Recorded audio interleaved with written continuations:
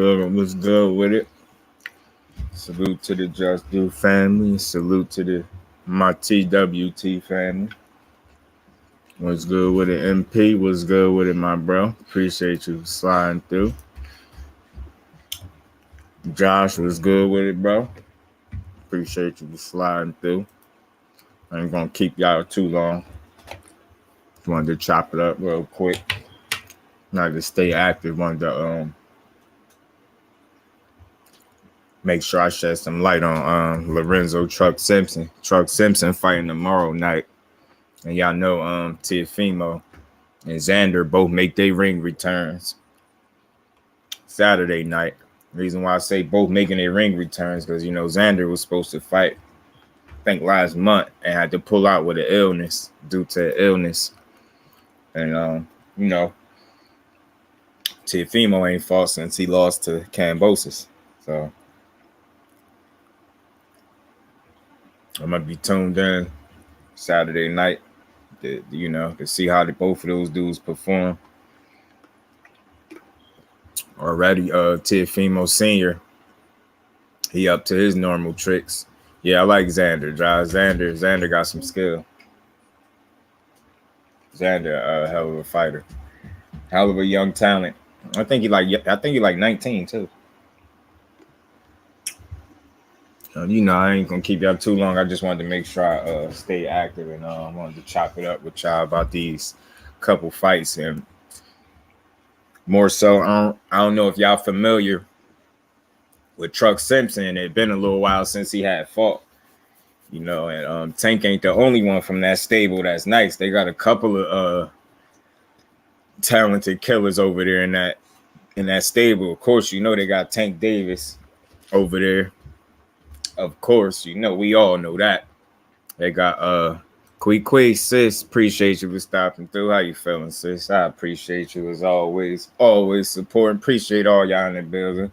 You know, I wanted to come, you know, chop it up a little bit about these fights. And yeah, they got Tank. They got Truck Simpson over there. They got Stacy Selby is another one that I'm keeping my eye out for. I'm interested to see how he do. He looked like he got some skill for sure. You know, Calvin Ford, man, he got his stable. We got Malik Hawkins is coming off a tough loss, I know, over Hitchens, but I'm pretty sure he'll rebound. We got Malik Warren as well. They got a couple more cats over there, man, but they definitely got some young talent for sure. That's worth talking about. And one of the things I like to do is shed light on the prospects and the younger fighters, man, because I think Truck Simpson is the goods for real. I definitely do. I think that's a potential world champion right there in Truck Simpson. Like I said, it ain't just Tate that's good over there in that stable. They got some killers. They got some young guys over there. It's just a matter of time before everybody start knowing who they are, and I just felt the need to speak on Truck Simpson. I got a video clip that I put together of some of his work. It's like 4 minutes long. I'm gonna play it for y'all. My bad. Something stuck in my tooth. All right, but my bad. Yeah, but like I said, Truck Simpson. 3 fights I wanted to focus on. Hopefully his get televised. Even if not, just know to stay tuned and be on the lookout for Lorenzo Truck Simpson over there coming out of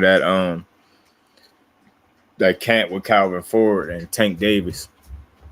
And when you see him fight, if y'all ain't seen him fight already, you'll see some of the similarities in fighting styles for sure.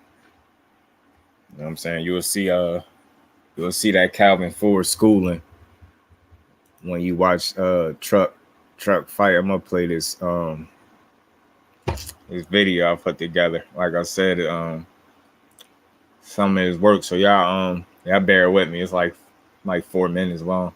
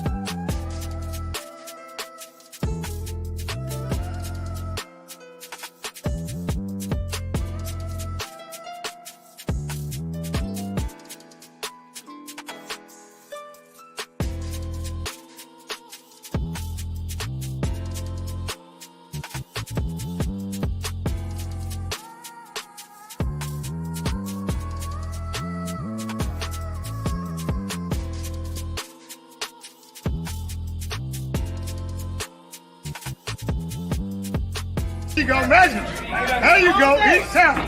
Come on. Surprise. Surprise. Oh, that was it.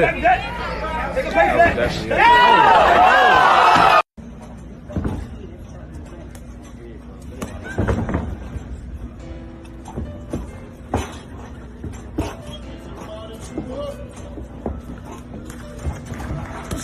doing that. That's about one. Good. Oh, beautiful.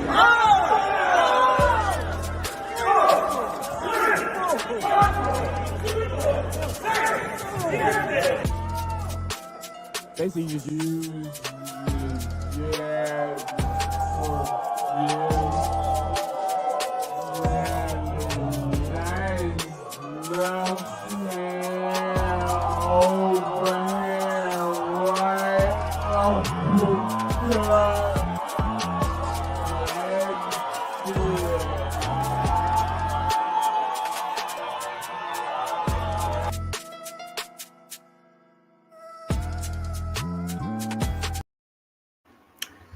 Lady do, salute Queen. Appreciate you. Yeah, man, that was a little clip, little video. I'm probably still going to drop that video with a voiceover. I had more clips. I might add a little more to it, make it a little bit longer. But that was Truck Simpson right there. And he going up against this dude, Ty Edmonds. I don't know too much about Ty Edmonds, but I know a little something about some Truck Simpson. I know he 11-0, 7 KOs. We ain't seen him in a little while, but I expect him to look good. Much like what you seen in some of those clips, as you can see. Dude definitely got some power. He got some power in both hands. He definitely go to the body very well. You know what I'm saying? He got defense, good upper body movement. Like you can see that Calvin Ford schooling, and you seen it even in one of them clips. You seen Calvin Ford coaching as he always do, coaching his fighters up. And you see the result that Truck was able to get in that session that he had. He dropped dude with that body shot. And it's always a plus when the trainers can get their fighters to respond, whether it's in sparring and definitely under them lights. D Free, my bro, was good with it, Brody. Appreciate you for sliding through. So yeah, I expect Truck Simpson to do his thing Friday night, tomorrow night, man. And like again, I don't know if this card gonna be televised. I'm gonna be looking for it for sure, but that's just somebody that we definitely should keep an eye on coming out of that Calvin Ford camp. Like I said, man, they got some young dogs out there in Baltimore, and it's more than just Tank. So like I said, I expect Truck to go out there and just think they can't. They got a truck and a Tank, and they both nice. Truck just bigger than Tank. You know what I'm saying? Tank got that crazy power, but they both can fight nonetheless. And I think that's somebody that could definitely win the world title, given the opportunity. As long as they keep moving them along the right way and keep testing them, the dude definitely could fight. And I done seen him spar some bigger guys. I done seen him spar some middleweights, super middleweights, and do real good with them. So, Truck definitely can handle his in there. Like I said, man, he got good balance too. That's something he got. He's never really out of position in the ring. That's something that I noticed already early with just 11 fights. He knows his way around the ring, man. Yeah, D Free. I had just played a clip for the fam of this video. Because I'll be dropping these prospect watch videos, and he was one of them that I had written down. So I had played some clips of him. I'll play that shit again. I ain't gonna play the whole thing, but I'll play some.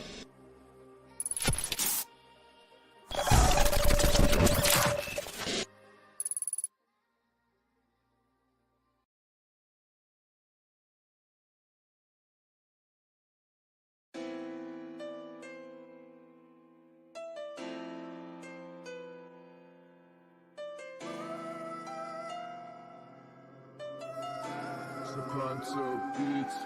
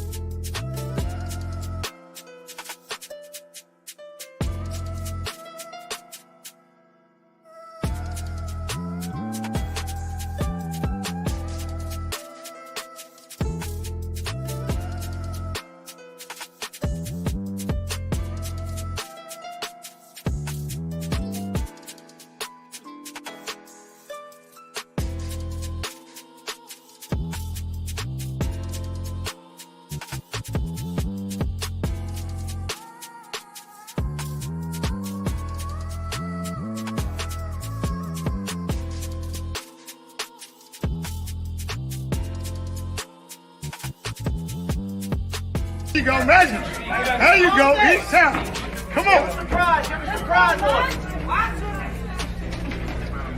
That was it. That was definitely it.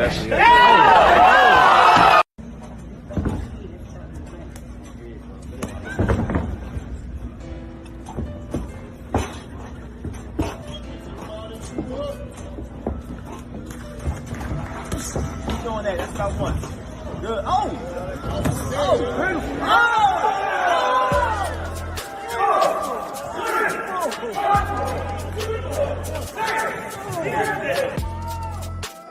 Basically, just use.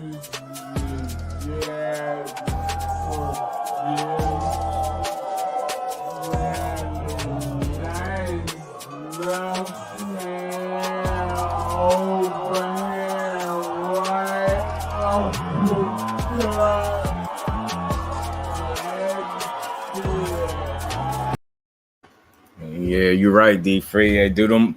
Y'all see again, just to double down. You notice it. Calvin Ford got up on that apron and yelled them instructions. He got results.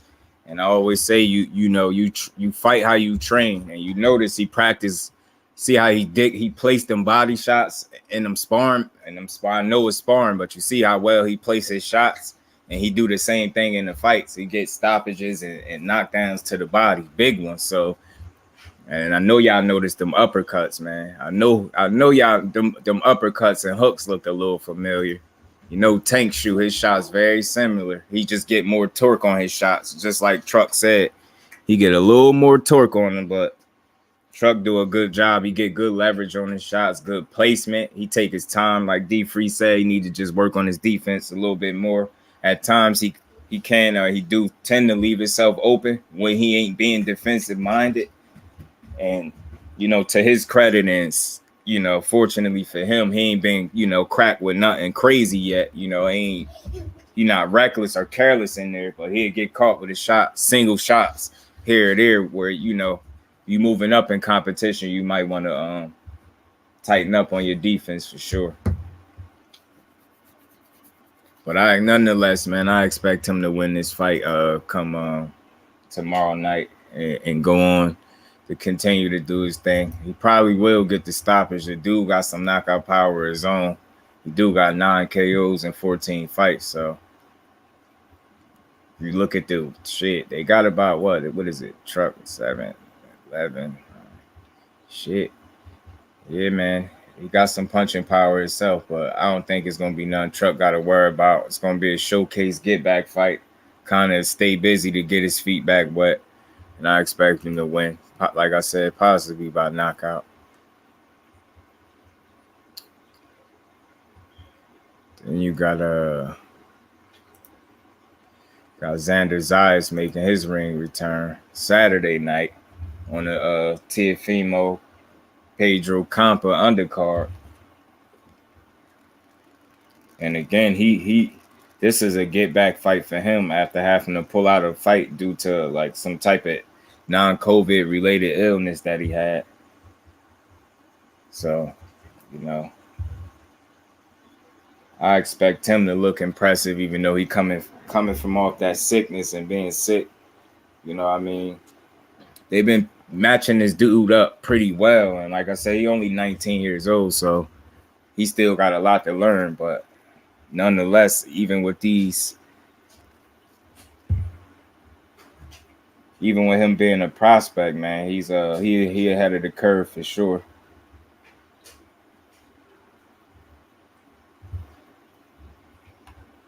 And I definitely expect him to go out here and beat this dude, Elias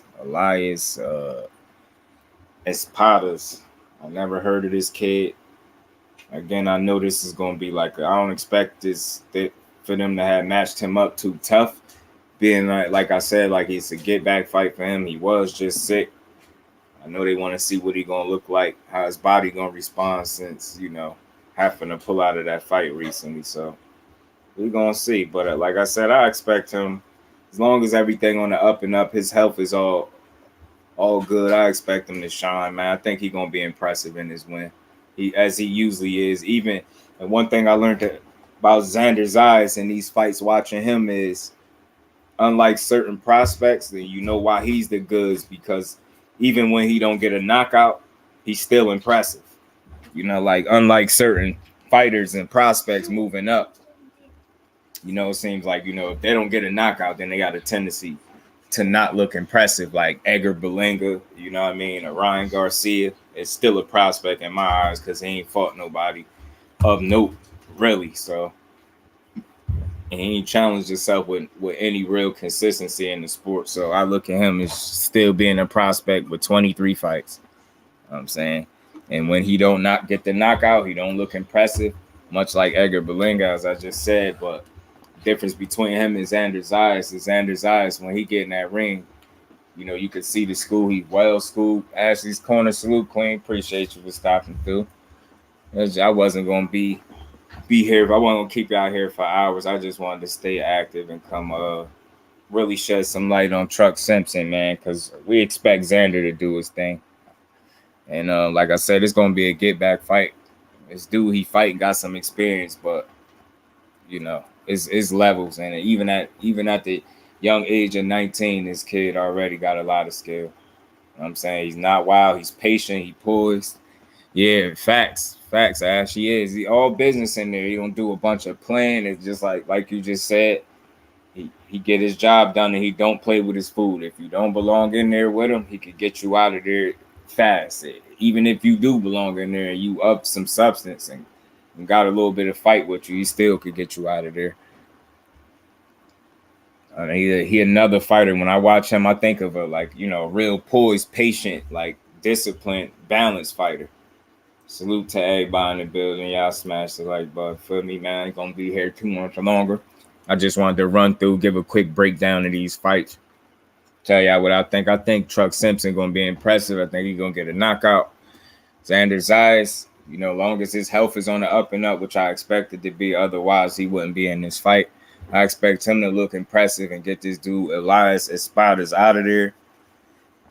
And, you know, that just kind of brings me over to the main event. And we all know Teofimo Lopez Jr. is, but already his pops is already back at his usual tricks. And I think after losing, the last thing Teofimo needs any unnecessary added pressure, you know, guaranteeing early knockouts and stuff like that. And then if that affects the way you either give instructions in the ring, in the corner that night, or the way he performs again, this could be another, you know, I doubt if he lose back-to-back fights, because although, you know, he came off a shaky split decision loss to Cambosis, we all know that wasn't Teofimo in there. So I definitely don't expect him to do that twice. But again, just to be fair and just to be real, you know, when, you know, y'all were guaranteeing a knockout and things like that last time, and you came out and fought that way, and then your father gave terrible instructions the entire night. You know, from the end of the first round on, from the very first time you went in the corner, he just gave bad instructions from the rip, and it was like a 2 against 1. It was Cambosis in his corner, or however many people he had in his corner against Teofimo that night. He did not have his father's help because he seemed like he just didn't know what kind of instructions to give him when things weren't going well, and that just was a bad look. And to see that this dude didn't really make any significant changes in terms of adding somebody to his team, because I don't expect him to fire his father, but I at least expect them as a team and him as a fighter to be smart enough to understand it's all right to go, you know, reach for help outside of the Lopez family. Like that, it's nothing wrong with that. That don't make you a terrible fighter. It don't make you less of a fighter. I dropped in the first round, and last time they did that, yeah, back-to-back fights, they won't ever learn. That's what I'm saying. Like, that's all. I didn't want to blow his statement up too much and like overstate it, but it was just something, you know, real to think about. And again, like, if he's at the stage of his career where Teo thinks he's at, like, you know what I mean, then you got to stop. His pops got to stop promoting him like he's still a prospect or something. And that's not me, you know. I ain't picking out at nothing against them as a fighter, as teams. Like Teofimo, a focused Teofimo is exciting and good for boxing. when his mind is right, that's good for that fighter, that athlete is good for boxing, good for the sport. But I think it's real to speculate like, yo, if y'all ain't got y'all minds right as a team together, then y'all could put yourselves in a situation. yeah, yeah. Yeah, he been wilding, right? Between the 11-2 and this shit, and then he said he think he the only guy to beat Tank. But then I just seen an interview where he sounded like he was trying to focus more on Pedro Campa, but then right after that, you gave AB his flowers and saluted him, but then you said, you looking to fight the Josh Taylors next and Regis Prograis and shit like that. And you already look after a loss, the way he just lost, he don't even need to be uttering another fighter name. Just to be real, like I like when fighters do that. I like when a fighter have a subpar performance or a loss or something like that, and the only thing they focused on is getting their very next win. They ain't concerned with mentioning no other fighters until they get their win, and then you can ask them about take me back to them days, because them days seem to have gone, man. It's like everybody putting the cart before the horse. Everybody could tell you who it's nothing wrong with it. I get it. Sometimes you got to look ahead. I understand that, but it's like I just think too often fighters spend too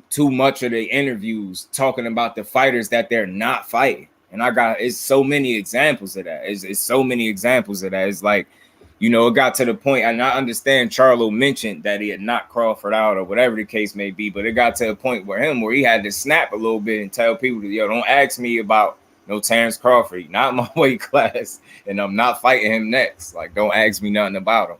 So I think more fighters need to take that approach, especially when you want us to believe as the public, the boxing public, that you really 100% locked in and focused on the task at hand.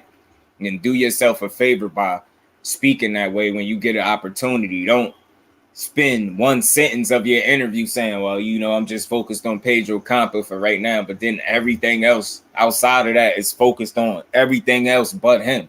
And I get it. You don't want to be redundant and boring in your interviews, but you got to find a way to promote your fight and not you speak hot so much on, don't spend so much time on talking about who you want next when you ain't even dealt with the fighter you got to get in there with. Because, dude got one loss and one draw only. He got about 34 wins, I believe, Pedro Campa, but no disrespect to him. I just went down his resume, up and down his resume, actually, and I ain't really see any real notable names, so I don't really know much of anybody on the resume. I'm very unfamiliar with this dude, and I think because of those reasons, we already know what we getting. Like, I'm not trying to knock him as a fighter. Like I say, he got this far. He got 34 wins. He must got some type of skill. But again, it's levels in boxing, and I don't know every fighter in boxing, but I watch enough boxing to you had 30-something fights, and you of any substance for real.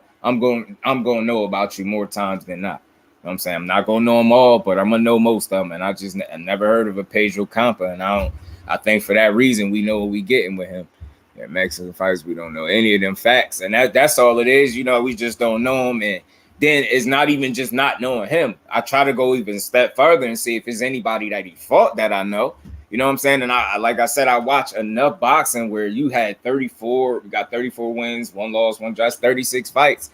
I wouldn't at least know somebody on your resume. I don't really know any of those names when I looked up and down. So that just tell me, when you look at that, sit down at the kitchen table.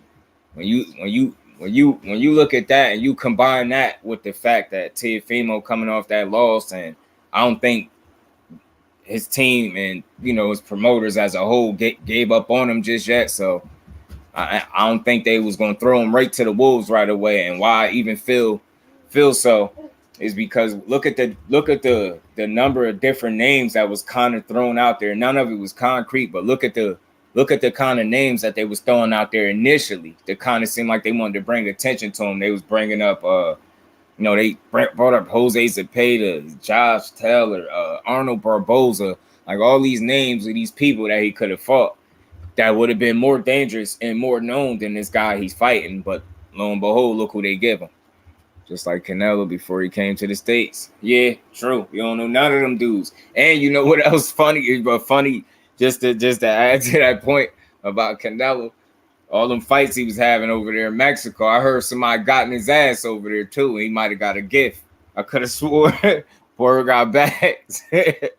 word got back. One of them old dudes, one of them old heads got in his ass, man. One of the Mexican fighters got at him or something. I think he had to get a decision. I mean, a gift or some shit like that. I think I heard. And I don't think that's the draw that he got on his resume either. I don't think that's the one. It might have been a totally different fight. But yeah, man, we don't be knowing these guys. So, I mean, I don't know much about them. And usually when that's the case, very rarely, like when for me, in my experiences watching boxing, every now and then you get those fights and those fighters where you don't know much about them. And then you get to see something. You get put onto something right then and there. You get what I'm saying? But I don't think that's the case. I think his record is kind of manufactured to a degree. I mean, I can't fully like blame his team. If them as a team understand his level, then that's probably why he's been matched the way he's been matched. So it's like, it ain't like they force feeding Pedro Campa down our throats trying to tell us he the best thing in the world, even with his record being what it is. Like, it's no real push. I don't hear anything about him, none of his fights, none of that. So it's like, I can't believe that it's a real want for this guy to win. You know what I'm saying? They match Teofimo up carefully, I believe. And even if this guy can fight, I expect Teofimo to just be better than him in almost every facet of the game. Like, this is going, no doubt, make no mistake about it, it's going to be a showcase fight. They can try to say what they want. They matched him up tough. No, you didn't. No, you didn't. If you matched him up tough, we would know this dude. We don't know this dude, and we don't know him for good reason. And I think we're going to see that fight now. Now, whether or not he gets the early knockout that his pops is promising and putting that extra pressure on him, that remains to be seen, because like I said, I don't know much about this dude. I got to go try to watch some tape on him to see if I could kind of gauge what kind of fighter he is and what he brings to the table and how much he going to have to offer come fight night. Because I hope he at least come in there with a full tank of gas and a willingness to want to fight. You know what I'm saying? Now, I don't know what his power is like, despite whatever his record is. I don't know what his power is actually like, but I hope he ain't one of those dudes that don't really have power but fight like he do. And I would hate to see that. And I know we all seen that before, because we just seen that with McKinson. Now, I give him credit for having heart to fight like that against Virgil Ortiz, but that man was punching and trying to fight like he could crack, and he couldn't crack an egg. And none of that shit was doing nothing. He was too willing to engage, which made it easier for Ortiz to get his shit off. Like, I truly believe the mistake McKinson made is when he stopped moving. Anytime he decided to stop moving, that's where he made a mistake. He should have made Virgil Ortiz work. But instead, he stopped moving, so he started getting smashed on. He has good hands, but I don't know about his defense. Oh, you talking about Campa? Yeah, I don't know. I don't know what this dude like. You know what I'm saying? And if he's shitty defensively, like if he one of those kind of slow guys or something like that, then I could see Teofimo catching him with a counter shot and ending it early on some Richard Comey type deal. But yeah, I got you. Yeah, but yeah, if Campa if he got some defense about him, if he responsible defensively, like I just be going with a general answer. Like, when fighters are not front runners and they actually come in there to win and not just be an opponent or get a check, you come in shape and things like that, actually come to try to win. I usually I like to believe that a fight is gonna make it past 6 rounds. You know what I'm saying? And I don't think for no reason that this dude gonna be out of shape or nothing like that. But I don't know what he built like, so I'm gonna go try to watch some tape, because I wanted to kind of do a prediction, but it would just be like a random one, because I really don't know what this dude got to offer.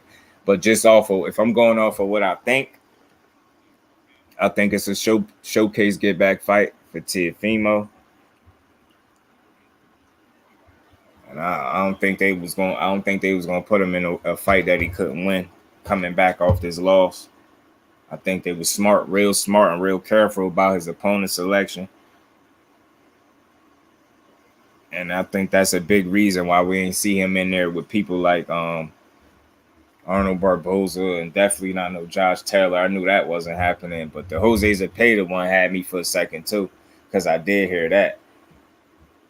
And then another name, but they did none of this was concrete, but so it was like whispers. But another name I did hear, but that I knew definitely wasn't going to happen, was Montana Love, because I could have swore Eddie Hearn said, yeah, I made a video. I could have swore Eddie Hearn said Montana Love will welcome Teofimo to 140.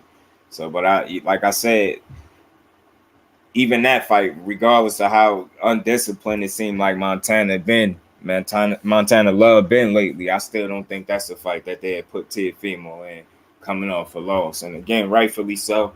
They're going to put him in a fight that's going to allow him to build his confidence. I mean, rightfully so, but he need to stop talking like he taking the biggest chances in the world and nobody else taking them. Like that Lomachenko win got him feeling like he just, I don't know. That's the same shit that, you know, blew his head up. That's the shit. The same fight that gave him the success is what caused him to get beat. Because then he started running around acting divish and acting like he was above the sport and all the other fighters in it. Everybody else needed to do something. He fought one dude, Loma, and started acting crazy. That boy ain't even got 20 fights to start acting crazy. That's what I mean. Like, damn, they be saying all this shit about Dev. Dev on his way to 30 wins, and he don't be acting like that. Like, damn, man, you know, he ain't turned divish. The only thing I don't like about what he's saying since he won them titles is accepting a franchise title. Like, I kind of get what he's saying. Like, you can call me all that now because I got all the belts. I get that, but fuck that. Just for the way they treated you, you don't want nothing that you can't lose. You don't need them to give you nothing when you went over there to Australia and earned it. You know what I'm saying? So that's the only thing I don't like about how you carry yourself. He willing to accept a franchise title, which is weird to me.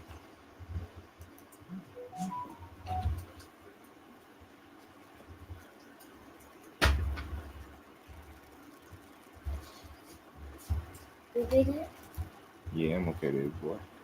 It doesn't want to get off again.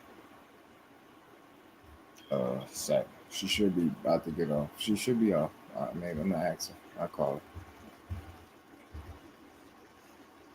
What's that, Dad?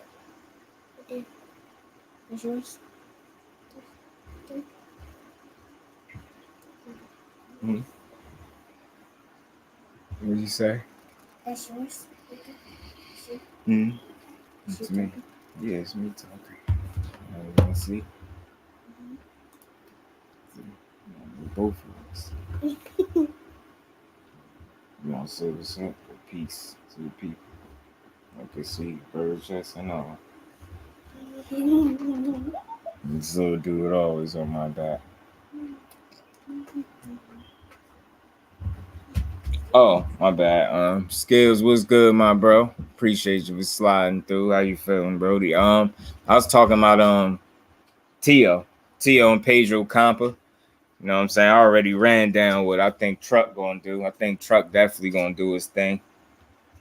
Get a knockout. Xander probably get a knockout too. And shit, the shit that Teo might get one too. You know what I'm saying? I just don't think they was gonna put him in there with somebody that could really kick his ass like that.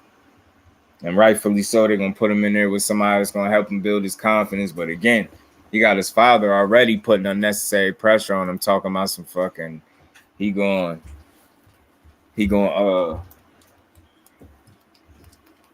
get an early knockout. Like I said, I don't even think he need to be putting that type of pressure on young boy. Like, and I think T.O. Pop's problem is, like, y'all, for as much success as y'all had early, y'all still got a less than 20 fights. And for the kind of display that he put forth in his last fight, like, the last thing you need to do or want to be doing is putting unnecessary pressure on the kid. Like, just let him go in there and say, yo, we put the work in the gym and we're going to show out in the fight. Say that. Stop promising and guaranteeing early knockouts, because I promise you right now, I'm looking for that the whole night. Now, an early knockout to me is 4 to 6. You know what I'm saying? You don't get them then, whatever. Tio better not come in the ring. That's what I'm saying. That's what I was saying, D-Free. I ain't trying to overstate it or like blow it out of proportion. Nothing his pop said, but he just need to learn to, like, if y'all truly at the point in his career where y'all think y'all at, then you need to start promoting your son like a prospect. You don't need to get every interview. You don't need to go out of your way to tell people how good he is. Now, I ain't saying ain't nothing wrong with bigging him up, but bro, you overdoing it. He's not a fucking prospect that's, nobody's seen before. We seen him. You know what I'm saying? We also seen him the last time out. He was talking that weird shit then. This knockout shit, and you got your son beat up in there and then couldn't shoot him no bell when he needed you most. So when it got thick in there, T.O. Sr. was nowhere to be found, but somewhere fate. Salute, bro. Appreciate you for sliding through. How you feeling, bro? I got you, D-Free. So his pops is nowhere to be found. And his ass ended up getting his ass beat.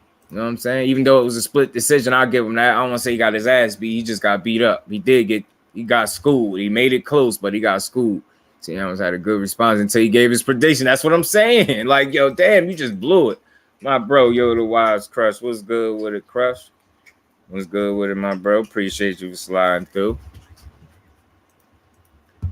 Yeah, man, I had to come up it up about T.O. and his papa, his pappy, tripping out, putting unnecessary 10 knockouts and shit. Just come in there and fight, bro. Yeah. Be free. What's good, bro? What's going on, man? See, that's the problem I have with these young fighters. Everybody want to come in there and try to get a knockout and this and that. Mm-hmm. What happened to fighting salute, my bro. to get the decision? You fight to win. Mm-hmm. It don't necessarily have to be a knockout. It could be a decision. Why everybody got to try to get a knockout? Mm-hmm. Yeah. Why you can't just beat the shit out your opponent and get a unanimous decision? Why you got to get a knockout? Everybody wants to be a knockout artist all of a sudden. Nobody want to be Floyd. I mean, they want to be Floyd, but they don't want to be Floyd. They want to be Floyd mixed with Deontay Wilder. So everybody want the money and get knockouts instead of just conditioning your body and training yourself to go 12 rounds or 10 rounds, however long the fight is. Facts. And that's what these motherfuckers. I'm like, and your Saint is not that big of a puncher where you could just say, "Oh, I guarantee it's going to be an early knockout." That's what you said the last fight, and he got his ass whooped. He went in there with somebody that wasn't a big puncher and dropped you in the first round. But you predicting it's going to be an early knockout, and you get in the ring with somebody that's a bigger puncher than the last guy you fought. Exactly. I was like, what the fuck? So now you putting unnecessary pressure. So again, people gonna be looking for that. He could have just said we going in there and fight. That's what I'm saying. We put the work in the gym when we coming back to, do our. I ain't saying you gotta be super humble, but that unnecessary. We're gonna get an early knockout, guaranteeing early knockouts. Y'all did that shit last time, especially when you coming fresh off a knockout loss prediction. The motherfucker just let your son fight, bro. Let him fight because he look in good shape, which is I like to see. Because make no mistake about it, a focused Teofimo mentally like locked in, he can talk his little shit because you're a little shit talker. That's cool. In Brooklyn, that's all right. But focus one is good for boxing. But I just want to make sure that he really actually focused, bro. Because another a shaky performance or a close decision, people ain't trying to hear that shit. That's the thing about me. I don't even like predicting a knockout. If a knockout happened, it happened. The only fighters that I really could predict a knockout for is somebody like a Tank Davis or Deontay Wilder or Arthur Butterbeef or Virgil Ortiz or Gary Antoine. These guys got high knockout ratios. Their knockout ratios is in the 90s or 100s. Yeah. Yeah. Your knockout ratio is below a 90 or 100, then there's a chance that you're not going to get a knockout. Mm-hmm. Yeah, anybody bringing up his divorce, I'll spaz on him. Like, and that's where his pop's supposed to be around for when people do that. So he ain't even got to go off. That's what he supposed to be. Like, protect him in that way when people trying to make shit personal. That shit ain't got nothing to do with boxing. I'll spaz on somebody that asked me about my divorce. Like what that got to do with you? I know. And he kind of opened a can of worms when he, let his shit out there, but still, like, leave that shit alone. Don't be asking me about that shit unless I bring it up. Right. Big That's shot like, Shaw too. That's the shit that I was talking about. T.O. going into this fight, he got the wrong person in his corner because his father is feeding him that bullshit that he got to get an early knockout. He's gonna fuck around coming in the same way he did with Cambosa, and you fighting another nigga named Campa, and you gonna get your ass whooped. You better stay away from the motherfucking camps. Stay away from them camps. You don't fuck around and get your ass whooped going there and try to knock a nigga out. Fuck with a nigga named Camp. You better go in there and focus up, man. And stop putting that unnecessary pressure, like I said, on yourself. You know, your dad. Go in there and just do your thing, bro.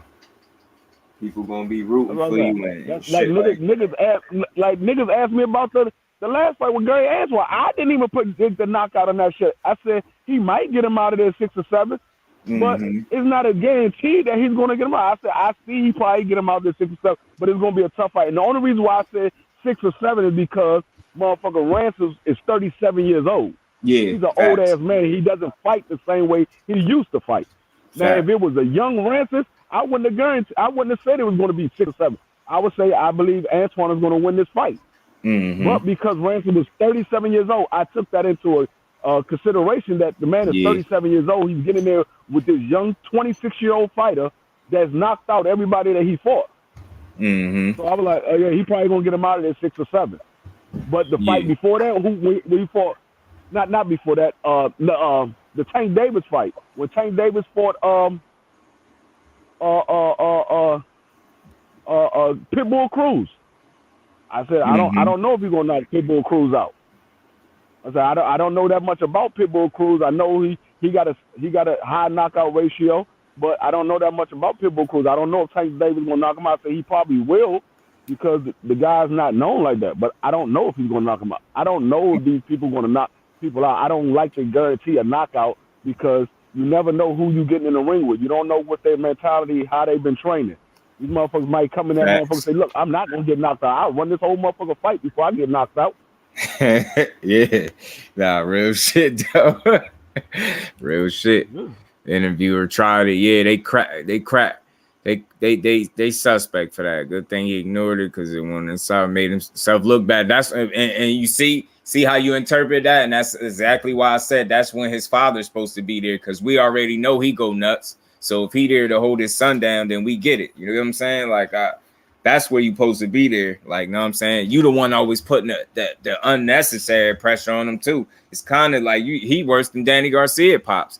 I ain't saying he don't love his son. At least I know Danny pops to get emotional just talking about Danny. You know what I'm saying? So I ain't saying you got to cry to care about your son, but you get what I'm saying. At least he'd be right there by his side like his motherfucking shadow. Like they're a hell of a tag team. I ain't even mad at Angel.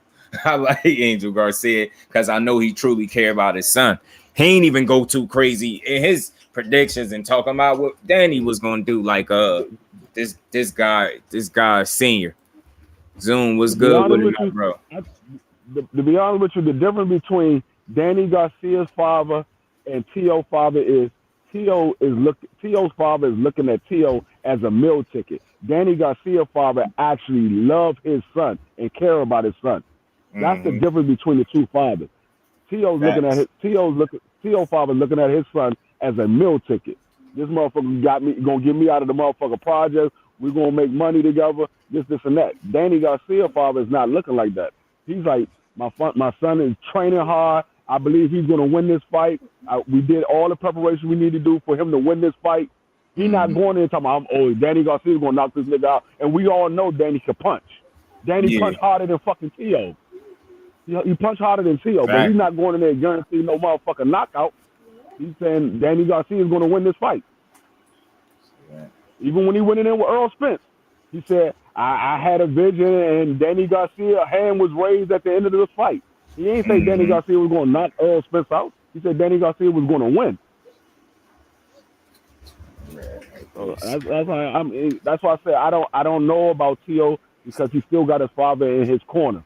So I don't know if his father is the right person to be in his corner because his father is looking at the fights the wrong way. He's looking at these opponents as, don't nobody know who this motherfucker is. We're going to go in there and knock him out.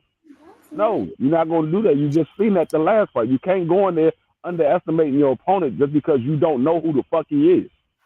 You can't go in there underestimating him.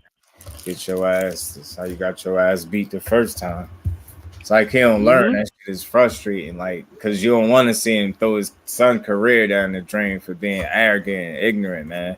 And I thought he went outside to get some help. Remember they was talking about him going to get somebody in his tent. Guess he ain't do it. Yep. He ain't go. He and ain't like I said, God forbid he take a ass whooping like he took the last time, or a worse ass whooping and get knocked the fuck out. He fuck around and go into depression or have a mental problem because he just lost his last 2 fights badly. He got beat up by Cambosa, and then he get knocked the fuck out by this other dude that don't nobody know who the fuck he is. He fuck around and go into some mental issues or whatever. I'm telling you. I'm like, you're not setting your son up for success. You're setting him up for failure. Facts, Fate. Yeah, that like some help. It don't make him less of a fighter to go seek help. It actually make him smarter for doing so. You get what I'm saying? Like, I really truly feel like sometimes relationships run their course, and being that that's his father and not just the typical trainer he came up with, I know he ain't gonna fire him. I don't expect him to, but that's why you had the ability, you had an option to go add to your team. Go get somebody that might know more than your pops, man. That's you know what I mean, to get you back right. I'm gonna tell y'all some real shit. Regardless of fighting, basketball, football, real life, whatever, life period. If you know you have an issue or you have a problem, it takes a big enough man or a big enough woman to say, look, I have a problem. I need to seek some help. So if you have an issue, seek some fucking help because you don't know everything. Your family don't know everything. Go seek some professional help if you actually have an issue. That's not making you less of a man or less of a woman because you have an issue. You have an issue, you don't know what's going on, go seek some professional help. Now, not saying they got all the answers, but they got more answers than what an average person on the street would have because they went to school for this and they study this. That's their job, to study these situations. So if you have an issue, T20 was good, my bro. They're going to help for that shit. T.O. talk shit. That's for life, period. Delusional as hell. Only difference is that you win some titles. That's a fact. And that's all I'm saying. Like, they do themselves a favor about that, not talking so much, man. Y'all just be talking yourselves right into unnecessary expectation, bro. We don't need to have to see you knock somebody out. What's wrong? Like you just said, D3 was wrong with just beating somebody ass, impressively over 12 rounds. What happened to that? Just whipping somebody ass and really showing the whole boxing world, like, look, I'm back. And who knows, through the way you could beat his ass, drop him, do a bunch of shit. It don't have to be a knockout. Like, you know what I'm saying? Right. Just don't have you can go in there. Actually, to be honest with you, you catch a nigga with one punch and knock him out. Niggas gonna be like, okay, you caught him with a lucky punch. But if you go in there and you beat the shit out of somebody for 12 rounds, niggas gonna be like, this nigga just put a whooping on this boy for 12 fucking rounds. My ass. I'm not trying to get in the ring with that motherfucker. This nigga, he's back. He's back to the old T.O. that was whooping people's asses before he lost to Cambosa. Yeah. That's more impressive than just going in there and catching somebody with one punch and knocking them out. Like what Earl Spence did to Ugas, that's a ass whooping. That's one of the reasons why Bud Crawford ain't signed this goddamn contract yet. He saw what the fuck Ugas just went through. Oh man. They thought they was gonna get the Earl Spence that fought Danny that gassed out a little bit. He out here putting on more weight and everything. They said he bulking up. He better not be though, because that's when you heard him calling out Earl Spence. Earl Spence, where you at? I'm looking for you, all that. Because that's the Earl Spence that he thought he was gonna get, the one that was in there with Danny. He saw him get in there with Ugas and however y'all want to believe. Bud Crawford know what the fuck Ugas did to him in the amateurs, and he saw Earl Spence just beat the shit out of his ass. Mm-hmm. That nigga like, hold the fuck up. This the old Earl Spence that was putting ass whoopings on people back in the day. That's that old Earl Spence that's back. I don't know if I really want to get in this fight like that. If I get in this fight, I gotta get paid for this shit. They ain't one thing. Like I said, they put an ass whooping on somebody. That's more impressive than just knocking somebody out with one punch. Why do you think so many motherfuckers want to get in the ring with fucking Deontay Wilder? Because they figure if I can get away from his one punch, I have a chance. Yeah. They rather get in the ring with Deontay Wilder than to get in the ring with motherfucker Usyk. They saw what Usyk did to Joshua. You ain't hear nobody say, "Oh, I want Usyk next." Everybody lining up to fight Deontay Wilder. One, I mean, of course, it's for the money too. But two, they figure if I can get away from Deontay Wilder's right hand, I might have a chance. Well, Usyk, they know Usyk is going to fight you for 12 rounds. Yeah, it caused a little bit of delusion, and again, like just to compare, just to make a point, like T.O. Pops, the success goes to their head. At least when he speak, you hear some confidence, obviously, but then he goes further than confidence, where it becomes to be like arrogance. Like, bro, we get it. You believe in your son, but stop promoting him like he a fucking prospect. He ain't nobody never seen him before. We know what he could do. Now just let us know what y'all learned from this loss. Instead of showing us that, or from the sound of it, sound like you ain't fucking learned nothing. Like you tripping. What I believe his father is doing. I believe his father is trying to. His father is trying to convince everybody that T.O. is a good fighter. That's what his father's trying to do. 100%. He's trying to convince everybody. He's like, "Oh, I don't think these guys know that how good my son is. Let me convince them." No, you ain't got to convince nothing. His daggone actions will convince us. You ain't got to convince us. Yeah, he did. Ugas still got a big frame, yo. He really do. You know who else was a big welterweight? Like, people spoke on it, but Kell Brook. Kell Brook was a big dude, yeah. He's solid. Even Spence said it. He's like, and he said how strong he was. So Kell Brook was a big, strong dude, especially when he had more fight in him.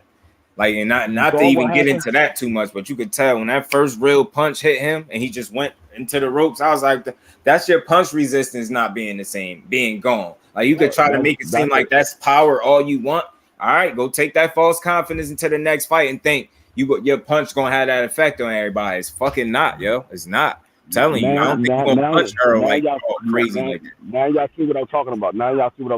Because when Earl Spence beat Kell Brook, Bud Crawford was not calling for fucking Earl Spence. He kept calling for Thurman and Manny Pacquiao. But then when he saw Earl Spence get in there with Mikey Garcia, he couldn't knock Mikey Garcia out. That's when Bud Crawford said, "Oh, I want to fight Earl Spence now." That's when all the Earl Spence talk came out. When he saw that Earl Spence couldn't beat Mikey Garcia. Couldn't knock Mikey Garcia out. Then he started to say, "Oh, I want to fight Earl Spence." And then he saw Earl Spence fight motherfucker Sean Porter. He couldn't knock Sean Porter out. And we all know Bud and Sean Porter are friends or whatever. So Bud probably said, "Well, shit, I know what Sean Porter could do. If he couldn't knock Sean Porter out, I think I could take him." We saw him fight Danny Garcia after the car accident. He couldn't get Danny Garcia out of it. And he like, "Shit, I was chasing Danny Garcia for years. Danny Garcia was running from me." Or quote unquote, that's what they say. But Danny Garcia was running from me, so I know Danny Garcia scared of me, and he couldn't get Danny Garcia out. But then he saw him fight Ugas, who's a never big welterweight, and he saw him beat the shit out of Ugas. He like, let me leave Earl Spence alone. Man, this motherfucker calling for me. When Earl Spence show you what he really can do, Bud Crawford wasn't calling for Earl Spence. Yeah, but I'm not getting on that shit because that fight not gonna happen. So I'm not getting on that shit. But T.O. father, that's what I'm saying. And it all started with Triple G, and I believe he was still more of himself when Earl fought him. Like Earl had to break him down. He wasn't already broke down and damaged. Good, you could say what you want about the eye, like whatever. Physically, he didn't get punished by Triple G. Miss me with that shit. He still has some fight in him. You could fucking tell. No, that's what I'm about to say. Fresh fighter in there with Earl. He did not. He looked faded against Crawford to me. He looked in good shape. As soon as he got touched, boom. That's it. Yeah, just like Keon said yesterday. Shout out to Keon. He said it yesterday. I was thinking the same thing. All this time, everybody kept talking about, "Oh, Kell Brook already had his eye broken." But when we saw Kell Brook in that fight with Earl Spence, Kell Brook didn't look like he had no effect of his fucking eye. He was in there taking it to Earl Spence. Earl Spence broke his ass down, and then he broke his fucking eye socket. He know what the fuck his eye socket feel like when it's broke, because he had it broke before. He had the other one broke. When he had the other one broke, he was like, oh, shit, I know what this shit feel like. My shit broken again. I'm done. I'm done. My bro T was good with it, T. Appreciate you for stopping. That's why he was so quick to take a knee in his corner through the tile, and he know what that shit felt like. He had his other one broken. So he know, okay, yeah, my shit broke. I can't continue with this shit. I'm done. So but before that shit happened, he was taking the Earl Spence. Some people say he was beating Earl Spence before Earl Spence started breaking him down. Yeah. Some people say he was beating Earl Spence. Me personally, I say it was about an even matchup until Earl Spence got into the later round, started breaking him down. And it's like, when people act like when you good, like a fight can't be competitive, like somebody can't win rounds. Like, bro, that's going to tell more about a fighter's character than him just going in there blowing out everybody. And that's why when people like have small reservations on Boots, I get it from that angle only. Like, you know what I mean? He blowing people out so bad, you just really you itching so bad to see him tested. You just don't know if he that yet, even though I think differently. But that's what it was with Spence. And it's like, yo, don't y'all talk about how he was able to overcome this dude was fighting back. Kell Brook, technically, and nobody, that was a money fight with Triple G. He didn't get hammered for 10, 12 rounds. That shit was over in like 5 or 6, wasn't it? It was over. Eye crack, it was done. He didn't take a sustain. He took more punishment in the EJ fight. You get what I'm saying? That's something people don't talk about. They like, nah, Kell, Triple G. No, he didn't, man. People can lose. That don't mean you ain't shit no more ever. Like, he lost. Earl had to earn that. If he wasn't on his A game, he would have lost. He just a better fighter. He was much more determined. He wasn't playing with Kell Brook. He was on his ass. Yeah. If EJ would have came in that fight the way he came into that fight with Sean Porter, EJ possibly would have lost that fight. And I'm telling you, like he had slipped in, got some wins in between, like shit like that, but they just wasn't notable names. But shit, when you look at the people he lost to, and that's how I be rating fighters. What bum did Kell Brook lose to? This is why I be saying, like, I get it. Like, Crawford, I get it. Crawford ain't no bum, no. Like, he ain't lose to no bum fighters. Dude is quality. Kell Brook was a real threat at 47. Truth be told, he only lost to two people at 147. You know what I'm saying? He only lost to two people at 147. Terrence Crawford and Earl Spence. Earl Spence beat him down, and when he fought Terrence Crawford, regardless of how people look at it, he was a shell of himself when he fought Terrence Crawford. Facts. Regardless of how y'all look at it, he was a shell of himself. He wasn't the same. When we say that, it doesn't have any. That's not a critique towards Crawford. That's the reality of a situation. He's just not the same guy. And I'm telling you, I'm not saying he didn't get cracked with no hell of a good shot. And I'm speaking on this even more because I was just watching it before I came on here. Him watching the highlights and how he cracked him with that shot. I was like, yo, it was just one single shot. You went flying into the ropes. The younger version of you, or you before the sustained beatings and just being faded, you would have dealt with that shot. And like somebody just mentioned, one of the family in the chat, Triple G. Let's keep in mind, you took his best shit and you was standing right there in front of him, waving him in. And I remember it, bro. I remember it. Your eyes wasn't all, you ain't fly across the ring with Triple G. No point in the fight did you do that with Triple G. And that, to me, that's not saying that Crawford hit harder than Triple G. That's just saying to you not the same guy. Your punch resistance is clearly not the same. You can see the same thing with Provodnikov. Constantly them beatings. He retired early. You seen it with Brandon Rios. The dudes that don't got defense that can take a lot early. It look good while they young, fresh, and getting away with it. As they keep continuing to step it up and them wars start to pile up, you start to be a shell of yourself. When Timothy Bradley, that's the only knockout I seen in Timothy Bradley whole career. That's when he knocked out Brandon Rios to the body. And that's because that dude was clearly faded. If that was a in shape Brandon Rios, he would have took every punch Pacquiao through.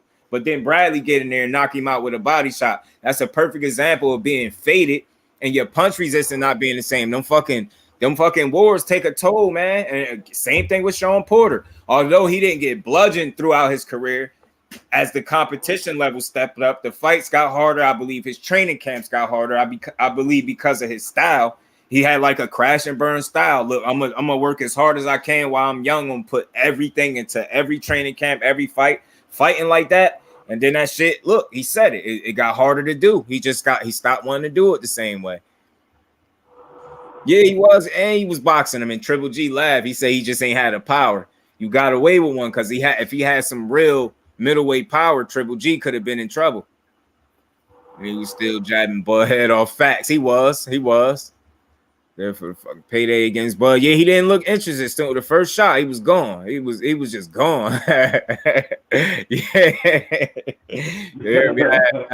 It just wore me up. D3 just wore me up, man. He just wore me up. He said what I said. I'm just saying. I just don't understand how these people all of a sudden they downplay certain fights and then everybody just want to go for a knockout. I don't see no problem in being Shakur Stevenson and Devin Haney or Gary Russell. I don't see no problem in that. That shit is more impressive to me to see you sit there and go 12 rounds and be able to last 12 rounds and beat your opponent up for 12 rounds without getting caught and getting dropped. That's more impressive to me than just to go in there and catch somebody with one shot. Like I said, what I saw, I mean, don't get it twisted. Tank Davis has some nice knockouts, but what I saw with Gary Russell with one arm going there and do with Masayo, I was impressed. Then I was just seeing what Tank Davis do by knocking somebody out. Because I know Tank Davis has the power to knock somebody out. He catch you, he's going to put you to sleep. But to go in there and you only have one arm for the rest of the round after the fourth or fifth round, and you be able to avoid punches and then still hurt your opponent with just one arm, that was more impressive to me. Exactly. Mr. Chop Top was good with it, bro. The fight that Tank Davis had with Pitbull Cruz was more impressive than what I've seen him fighting Barrios, because he fought Pitbull Cruz with one hand. He was able to show everybody he got boxing ability. You seen a complete package that night. Exactly. And people won't understand what you're saying when you say that. Like, what you mean? He knocked Barrios out. Yeah, but he went the distance, battle adversity. He showed you a lot of what he can do in that ring as a complete fighter. His IQ, defense, chin. That shit was more impressive. He showed it. Poise, you know what I'm saying? And yo, I'm gonna say it again. His chin underrated. I don't care what nobody say. That dude could take a shot, yo. Tank Davis could take a shot, yo. I seen Pitbull crack him, and I'm talking about clean. We all seen that, but I pay attention to legs and eyes. Eyes never waver. He was right back on. And I'm like, yo, this dude a little bit different. Aisha, salute, Queen. Appreciate you for stopping through. Yep. No, Tank Davis has a chin. I don't care what he got a hell of a chin to me. Tank Davis has a chin. He got a chin because not only did Pitbull catch Tank Davis, but Tank Davis got caught by Barrios, and he still walked Barrios down.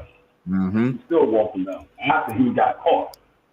He walked in there and he had the high guard, and Barrios caught him with a straight shot right through the high guard, and he still continued to walk Barrios down.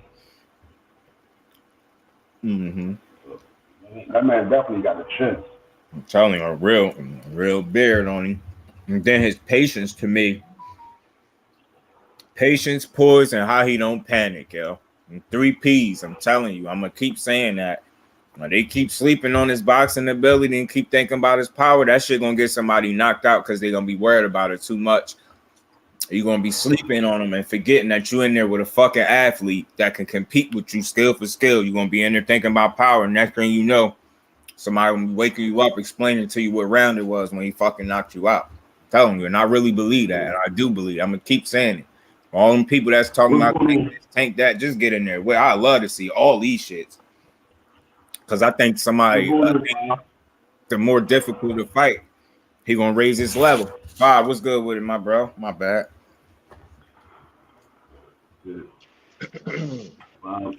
What up, though? Real quick before you start, did you like that logo I sent you? Yeah. I was saying, shit, since we always got these goddamn dragons flying around this bitch.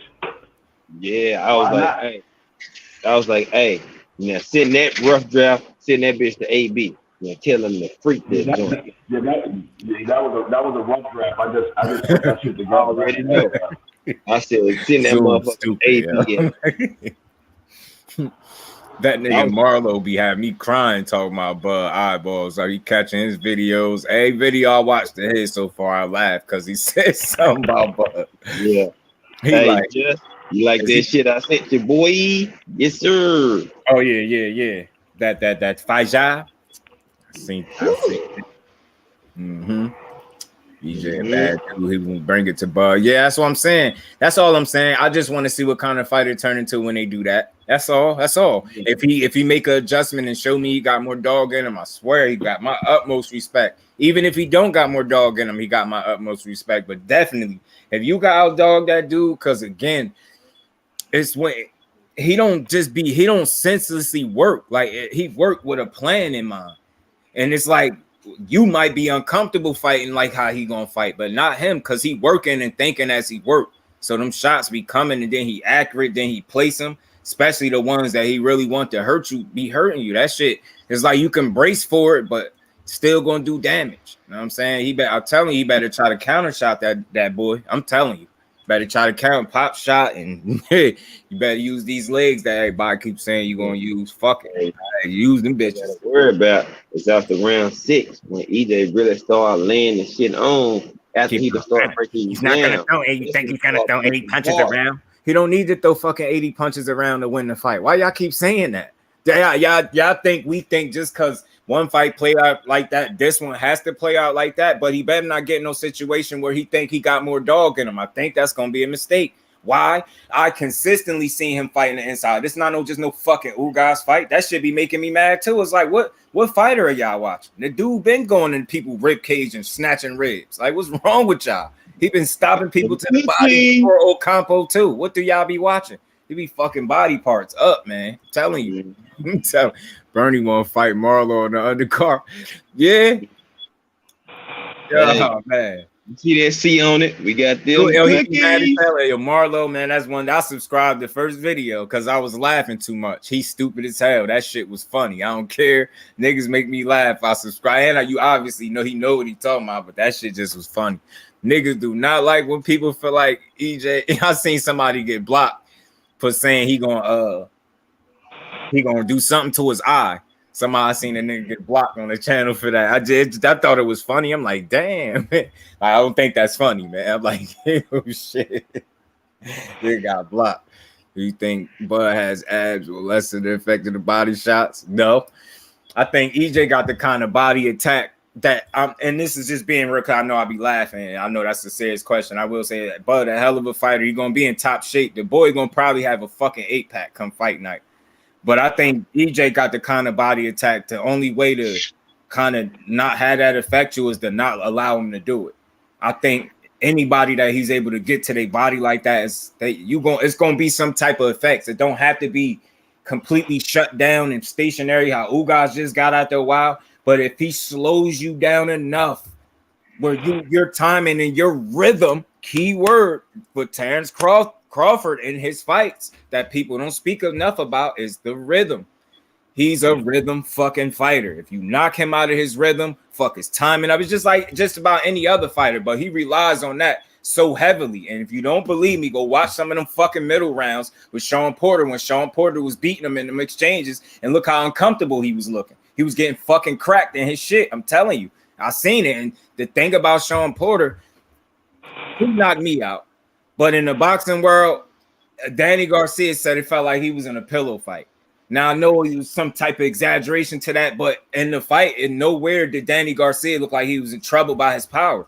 So I just got a reason to believe you just don't punch that hard.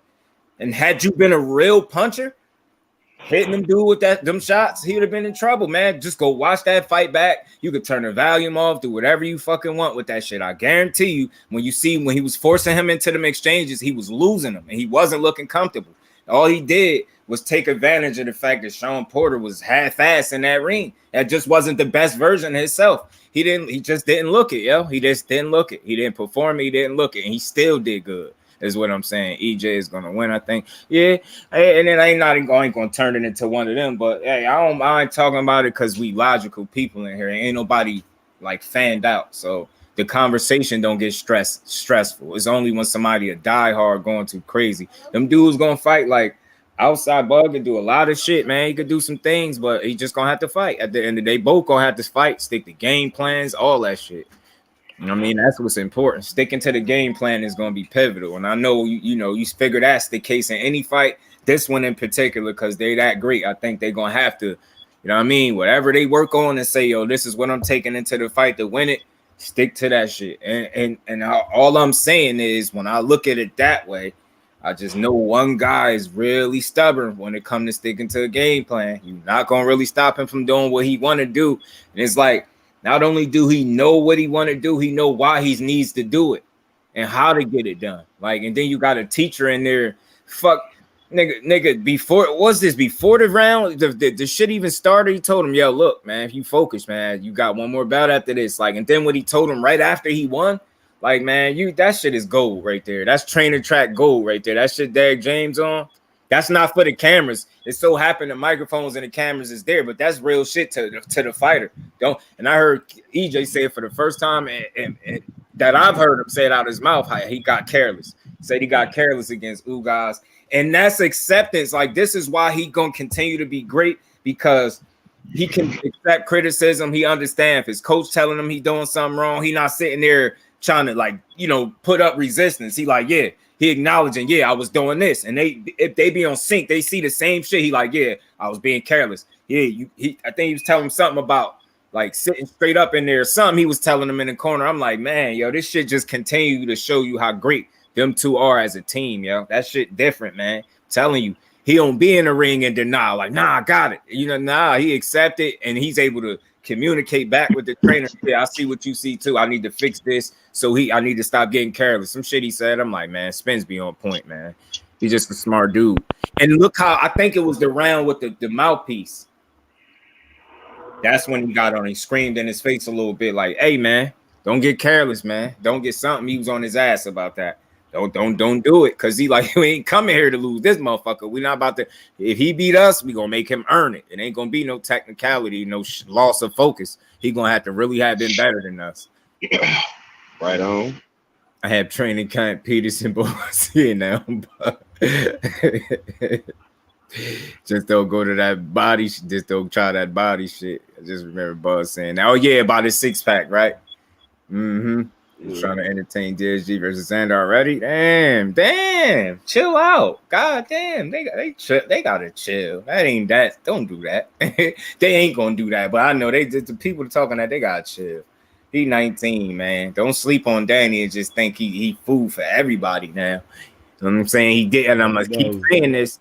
If he can keep up this pace, activity level, and that energy like that, he looked happy in the ring. He actually did. He was bouncing around, but keep saying that. If he can fight like that and perform like that from a fight-to-fight basis at 54, he has a better shot at competing with those guys at 54. No, I don't just say he's going to beat them, but he got a better chance of hanging there and actually competing at 54, because that looked like a slightly different fighter. And I get the fighter that was in there, but I'm not so much talking about what he did to Benavidez. I'm talking about how his energy was. And I'm like, I like to see that. He do. This one of the times where fighters say when they moved up, they felt better. I could agree with him. I don't think he was selling that to us. It looked like it. He was bouncing around and moving. I ain't see Danny Garcia do this in a while, bouncing on his toes. Like, I'm like, throwing punches, outworking somebody. Like, nah, I ain't seen that. I ain't seen that out of him. But if he can perform at that level, I mean, he can hang. He can hang around there for a little while.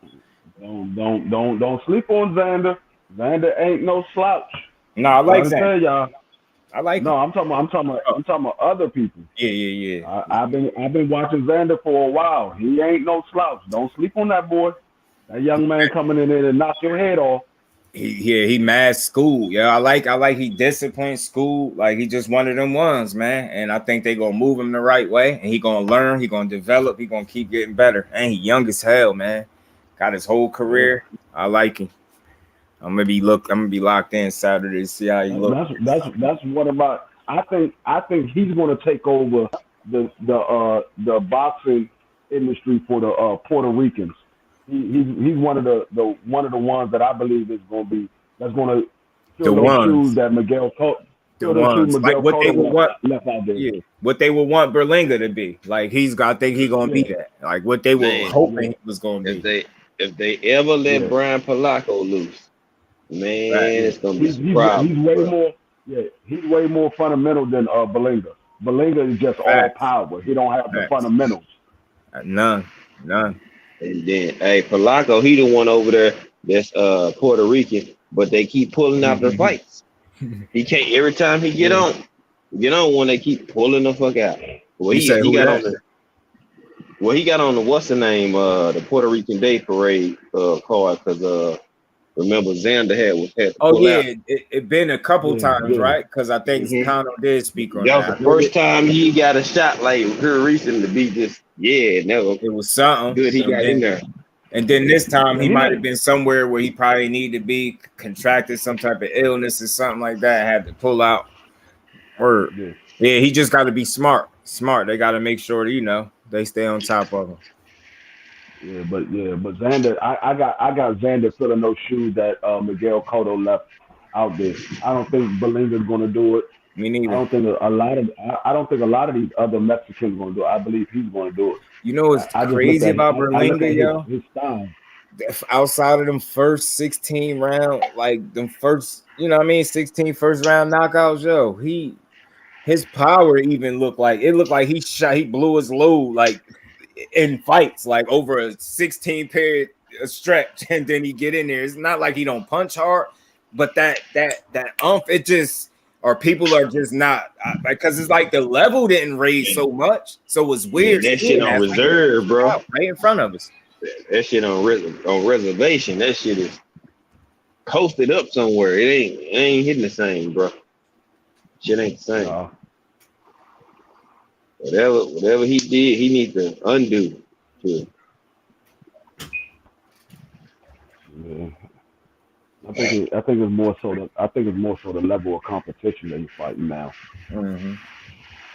Could be a little bit, more experienced fighters or whatever the case may be. But that dude, it's like they ain't working on nothing in there. But I did see him trying to box more in this fight, but he just looked so vulnerable. And I'll give him the credit because it's like people asked him to box and he actually did it. And I give him the credit. Yeah, was bitching about it. It didn't look like he was headed towards a knockout, so he kind of, in his mind said, I'm gonna just box him, and I give him some credit. So I give him credit for the effort and actually doing it and getting a win. But I just want to see more improvement from him because other than that, them 16 first round knockouts looking like some hype right now. Yeah, with the bite, right? Yeah, he was bogus for that. I don't even understand why he was doing that in a fight he was winning. He didn't have to do that. And then you frustrated because you can't get your shit off like you're supposed to. Because that's why Sean Porter bit dude in his fight. He said he couldn't. Dude was like tying him up and shit like that. He couldn't really get off on him how he wanted. So he said he just bit him. Dude said, yo, he bit me. He said, man, stop crying and fight some shit. Keep fighting. Mm-hmm. Man. Y'all must be out here biting people when y'all can't get y'all shit off. Like, god damn, what type of shit y'all on? Right. Just reading that is like I read that in the AB voice. Cotto can't stand dude either. They don't want to give him that trophy either. Nah, for real. I think it was then when he went in the crowd, he looked uninterested by him. Berlinga the vampire in Brooklyn ass motherfucker. Ain't he from Brooklyn too? Vampire in Brooklyn ass. Yeah, that's some bitch ass shit. Oh, God, that's in AB voice permanently. Berlingular. He was out there hanging with Mike Tyson too much. I felt like what his problem was is he got so much so fast, and I'm not trying to say he didn't work for it, but you running around here, Cuban chain out, and he iced out, and he living like a real star, like he been kicking ass for years, like he world champion or something already. And I think like he got the fruits of his labor. The shit people be fighting 15 years for or more, like you got it all fast as hell within the first couple years of you being in the sport, as a pro. And it's like, I don't know, stop hanging with them fucking celebrities, bro. Stop. That shit cool when you winning, That crowd get different. You start getting your ass beat. But focus up while you still got a chance. And the thing is, he done had 3 fights where it wasn't knockouts, where he had an opportunity. He could have, made some strides, some improvements. Or how does biting come to your mind? Yeah, a sweaty man at that. Like that sweating and shit, probably musty in there. Like, put it up, bro. Not biting nobody, bro. Like a little head, one more comment. But biting kind of weird. Yeah, it is weird. It's super weird. Like, I don't care who did it. You know what I'm saying? Mike was weird, little zesty, freaky ass, angry nigga biting Evander ear and shit.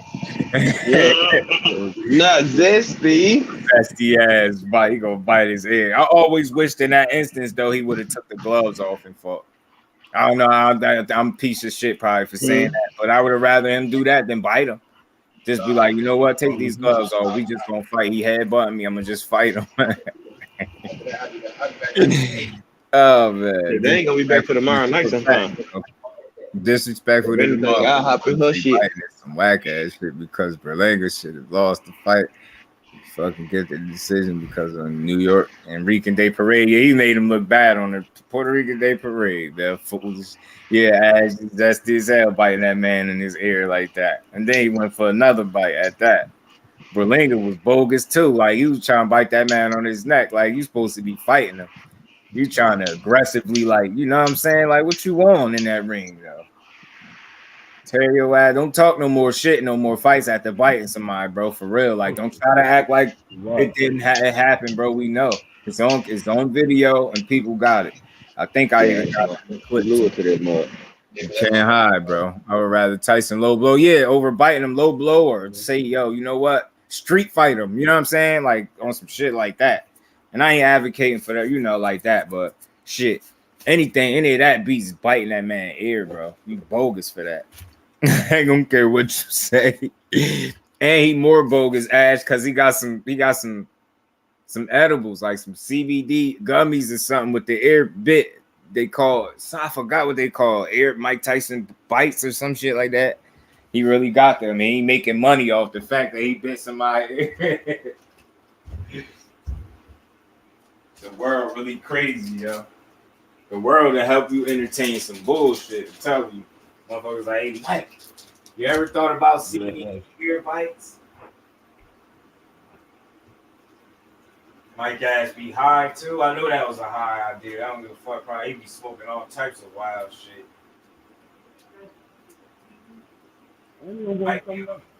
Might be on some psychedelic drugs. Maybe in there tripping. That's why you always talking crazy. You go on his podcast at your own risk. There's no telling what that man done smoked. They playing with toe venom over there and everything. Tyson, wow. He said Tyson's weed. Oh, he got a strain. He said that shit trash. G5 in my cordy voice.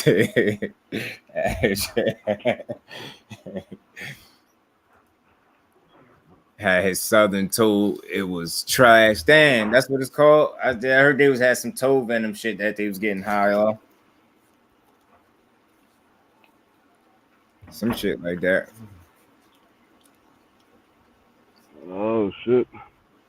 No Tyson a damn. My boy about to debate. Family about to debate. Who that is? A debate about to come on? Knockout is on right now, but he do his prediction show first, and then he do the debate. So he's on. He came on at 8:30, but the debate about to start probably like 9:00. Who debating tonight? OTB and BFTB.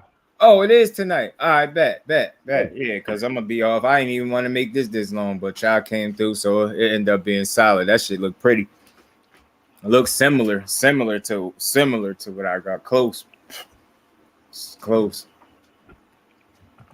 Yeah, that shit. Knockout came on at 8:30.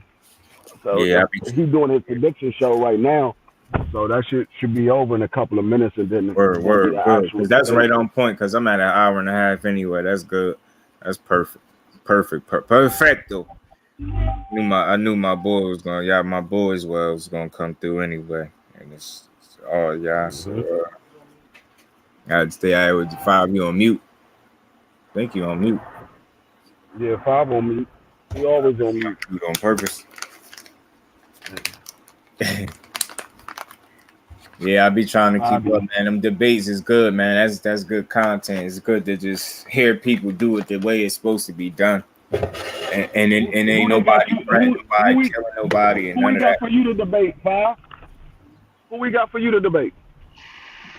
I got some guy, black and brown, boxing or some shit. Brown on boxing? No, black and brown. Black and brown? Oh, okay. Yeah. Black and brown. Some dude think he got like 1,800 subs, some shit like that. So I was like, Word, okay. word. I said, all right. Yeah, shit. Okay. Yeah, I'm baked. What you battling about? Oh, Rick got his cook Hello? on the other night. I said, okay. Niggas better stop picking these losing battles, thinking y'all that sharp, man. Some of this shit don't even make no sense to try it. Niggas better leave that shit alone. The facts on the facts, goddamn it. You want to baby on that low? Like, you know how many points I can bring you into? Why? If he's good for boxing and shit, bro, like, nigga ain't paying in football. A little bit he is, but still, he could be doing more shit.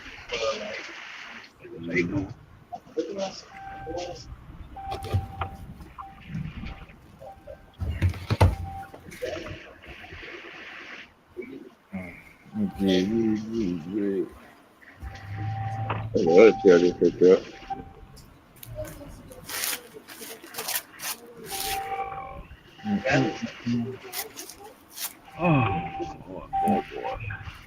My bad, y'all. I had to I'm gonna fix me up.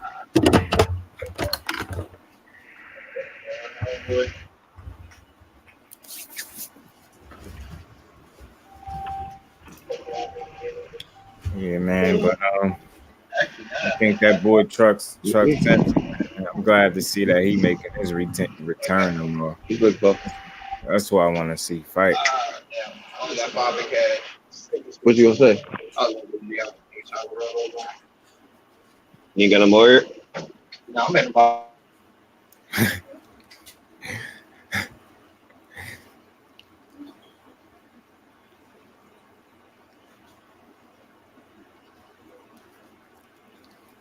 What you eating?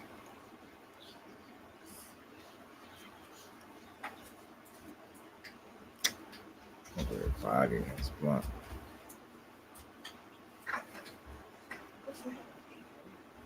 Huh? Oh. Mm-hmm.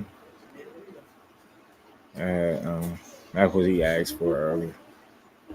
He asked for that. But yeah, man, I ain't want to keep y'all here too long anyway. We got to the hour and a half mark.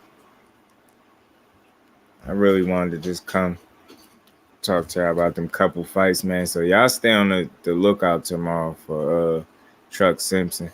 Like I said, if it's a link or something, I'll post it if I could find out more information. If this fight gonna be somewhere where we could watch it.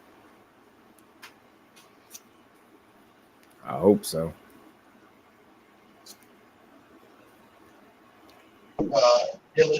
Man, dope shit, bro. Good shit. I got a mountain of colorful shit sitting on a roller pad.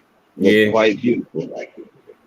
Just a plate full of color. Look like an artist pastel in this motherfucker. Yeah. That's the way it got to be, man. Yeah. You know.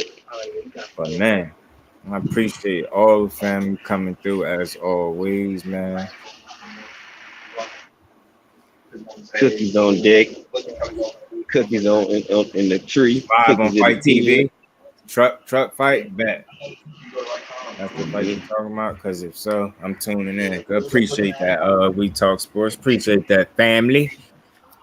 Appreciate you, Brody. I think so. Blue was there at the weigh-in. Yeah, I seen that Blue be working, man. He probably says on his live bet. I'll try to tune in to Blue and see if he say anything about it for sure. But or I just tune into his damn Instagram, IG, some shit, and pretty sure he probably post something on it. But then you said Fight TV, so I trust my family sources. So y'all gonna be good. We gonna watch that. See Truck go out there do his thing. Xander go out there do his thing. See what Teo. I expect Teo to win. Even though they talking that knockout shit, I think he a lot smarter than his dad. So on the Rise podcast, you know they talking about they boy Truck versus Ty Edmonds, man. So 14-4, 9 KOs. Ty Edmonds and Truck 11-0 with 7 KOs, man. And I don't know if any of y'all seen that clip that I played, but I'm gonna play it one more time before we get out of here. And yeah, Xander Zayas is gonna do his thing. Teo, I expect Teo to win. They wasn't gonna put him in a fight that he really was gonna lose back to back, in my opinion, which is why you heard them go through the number of different fighters before they actually threw him in there with somebody. But play this little clip again for y'all to, to tune in to Truck Simpson tomorrow night. Because he out of that Baltimore, that tank camp. So we fighting his.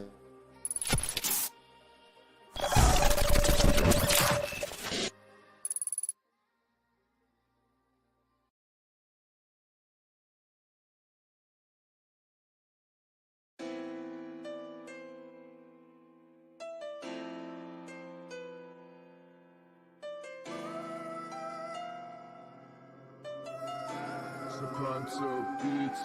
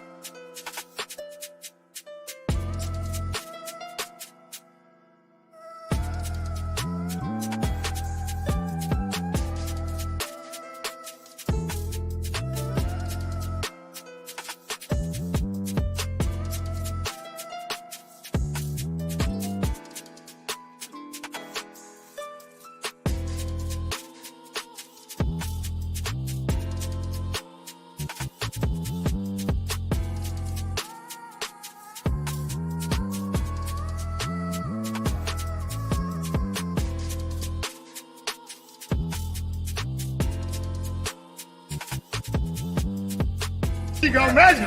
There you go. Each time. Come on. That was it. That was it.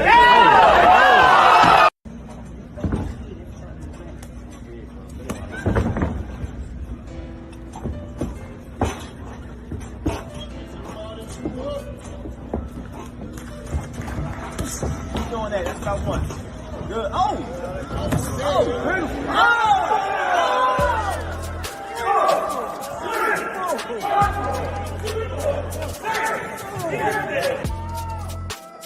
They see you. Yeah.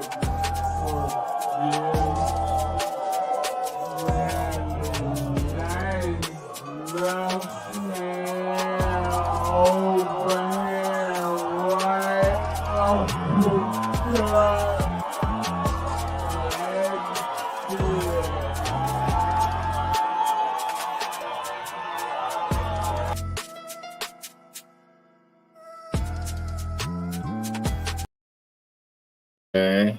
That did his thing. I think I still might voice over. I might ask him. I have some more clips to it too. I could make it longer, but I knew I was gonna play it up here, so I didn't want to make it too long for y'all to sit through. I think that was a well put together edited video, if I don't say so myself. It was solid, you know. That's all I'm trying to do. Get my editing together. Nope. I got some more stuff. Yeah. I hear you over there. I was over here rocking out to the beat out there. Yeah. Oh yeah, that's one of my joints that I got up in the sand. That going the whole goddamn time. I'm like, that motherfucker be rocking. I got a couple of these bitches in here. Hey, the beer coming in though. Let me see. Can I play it?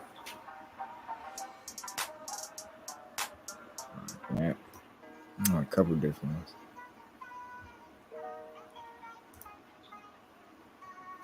But man, I appreciate all y'all in the building. Oh, Tyson. He was looking a little something like Tyson with them uppercuts, right? Miss Joette, salute queen. Appreciate you for stopping through. That was Truck Simpson, Lorenzo Truck Simpson.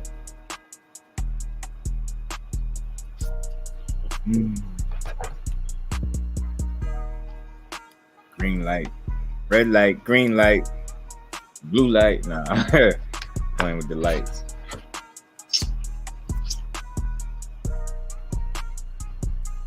No problem. Yeah, y'all. He fight tomorrow. He fighting. Somebody, one of the family told me it's on Fight TV. So I'll be tuned in. He 11-0, 7 knockouts. He fight out of that same tank fight out of that same trainer, Calvin Ford from Baltimore too. He could fight his ass off. He fighting Ty Edmonds, who's 14-4, 9 KOs. Yup. And just like bro said, he 11-0, 7 KOs. Facts. And you see that school, and he got good balance, good leverage on his shots. He pick his shots real good, place them real good, go to the body very well. You know he's gonna use his jab because he's a disciplined fighter. His hooks and them uppercuts is key. He got power in both hands. Good balance, real good feet. If you paid attention to some of them clips, how well he moved his feet in there, man. Truck the goods for sure. I expect him to show out tomorrow night, definitely, man. But I ain't gonna keep y'all here too much longer. I appreciate everybody in the building. Appreciate my bros as always coming through. Kick it with your boy. Y'all smash that button on the way out. Y'all stay tuned, man, to the TWT content because we gonna keep going. So I know I'm gonna let my good people get up out of here. And if y'all ain't doing, y'all go tune into that debate that's about to come. OTB and BFTB, you know I want to be in the building for that, so I'm definitely tuning into that. But y'all stay tuned, man. More content on the way, man. And I'm gonna let y'all get up out of 5. You already know my bro. Appreciate you as always. And I know y'all already following G5. If y'all not, y'all go follow my bro. Man, they don't know nigga like me, man. They don't know me, dog. They don't know G5, man. You know what I'm saying? They don't know me. And I gave y'all, make sure y'all hit that like button because I did get y'all the red light special and shit, man. I was involved. I look alright in red, you know.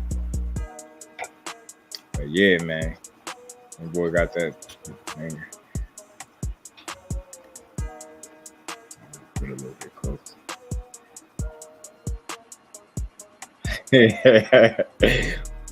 We like minded. It's close.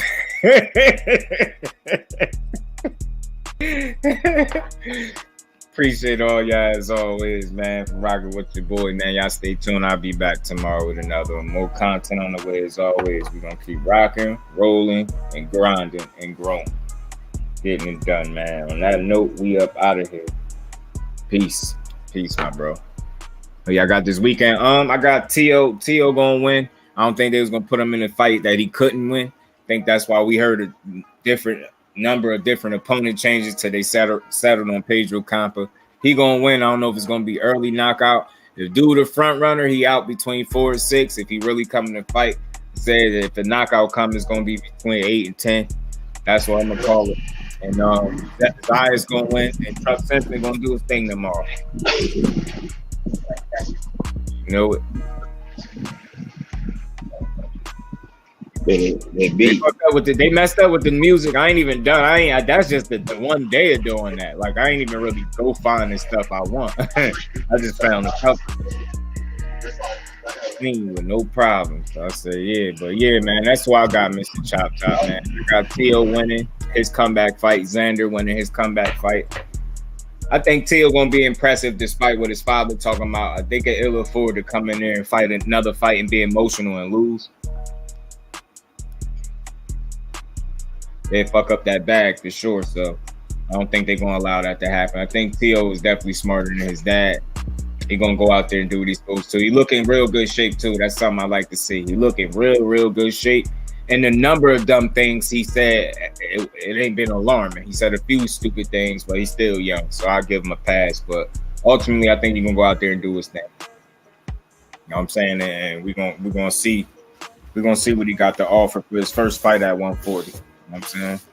Because he already said, he looking to fight Josh Taylor next, Regis Prograis, names like that. You know what I'm saying? He mentioned the killer, so we gonna see.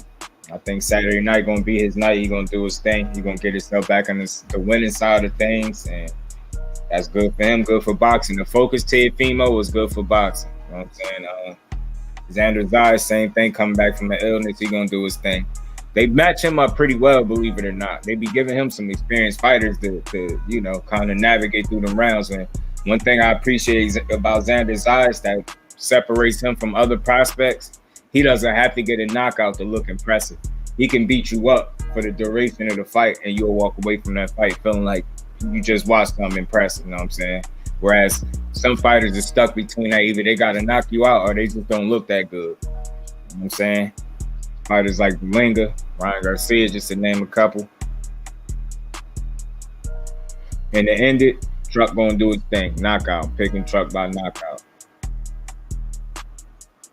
But yeah, appreciate y'all again. Let y'all get up out of the career this time. 5, you already know. I'll catch you over there in the debate. We're gonna see exactly what's going on. He thought he was the next one. Yeah, that's all I got for now. Until the next one. You already know.